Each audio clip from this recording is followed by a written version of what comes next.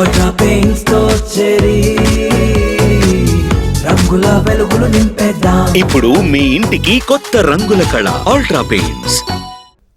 BRS working president KTR కేంద్ర మంత్రి బండి సంజయ్ల మధ్య మాటల యుద్ధం జరుగుతోంది.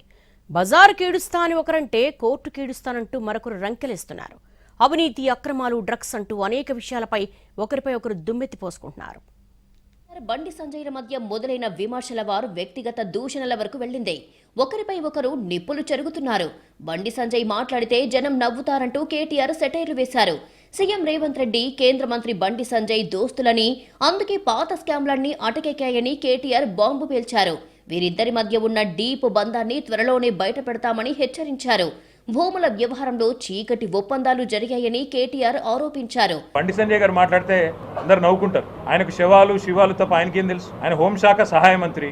ఆయన విమర్శిస్తే రాష్ట్ర ప్రభుత్వాన్ని విమర్శించాలి. రేవంత్ రెడ్డి గారికి ఏమైనా విమర్శ చేయాలంటే ఎందుకంత భయపడుతున్నారు బండి సంజయ్ గారు? ఏం కాంది శీకుల భూముల విషయంలో కలిసి పనిచేసే వ్యవహారంలో ఏమైనా ఇబ్బంది కలుగుతుందన్నా? మాకు అన్ని తెలుసు. టైం ప్రకారం అన్ని బయటకు వస్తాయి. ఎంత డీప్గా కనెక్షన్లు ఉన్నాయి, ఏం జరుగుతున్నాయి, అన్ని బయటకు వస్తాయి. ఎవరికి సహాయంగా ఉంటున్నారు, సహాయ మంత్రి ఎవరికి సహాయంగా ఉంటున్నారు, అన్ని బయటకు వస్తాయి. విమర్శలకు కౌంటర్ ఇచ్చిన బండి సంజయ్ చీమ కంటే హీనమైన బతుకు కేటీఆర్ది అని విమర్శించారు. కేటీఆర్ బతుకే తుచ్చం, దమ్ముంటే ఆస్తిపాస్తులపై విచారణకు సిద్ధమా అని సవాల్ విసిరారు.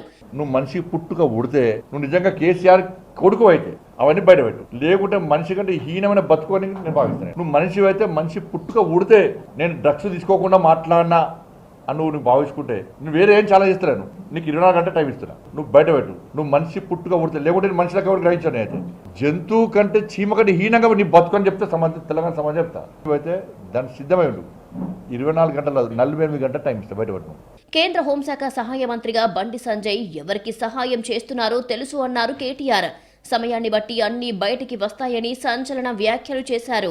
హోంశాఖ సహాయ మంత్రి ఆయన అప్పుడప్పుడు రాష్ట్ర ప్రభుత్వం మీద కూడా మాట్లాడాలి కదా. ఎంతసేపు మా మీద పడి ఏడ్చుడు ఎందుకని మేము అంటున్నాం. అప్పుడప్పుడన్నా రేవంత్ రెడ్డి గారు అనంత కొద్ది ధైర్యం తెచ్చుకోవాలి కదా. హైదరాబాద్లో ఎవాక్యూ ప్రాపర్టీస్, కాంది శీకుల భూముల విషయంలో ఉన్న ఆసక్తి రాష్ట్రంలో శాంతి భద్రతల పరిరక్షణ గురించి ఎందుకు లేదు చెప్పమనండి. నేను అడిగింది ఏందో ఆయనకు అర్థమవుతుంది. రేవంత్, కేటీఆర్ ముమ్మాటికి దోస్తులేనని ఆరోపించారు బండి సంజయ్.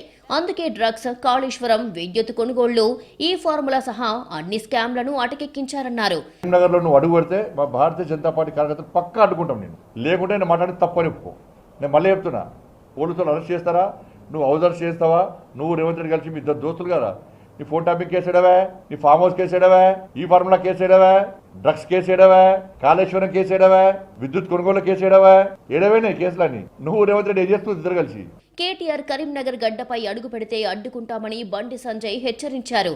దీంతో ఏం జరుగుతుందోననే టెన్షన్ మొదలయ్యింది. ఈ ఆరోపణల పర్వం ఎక్కడిదాకా వెళ్తుందో చూడాలి.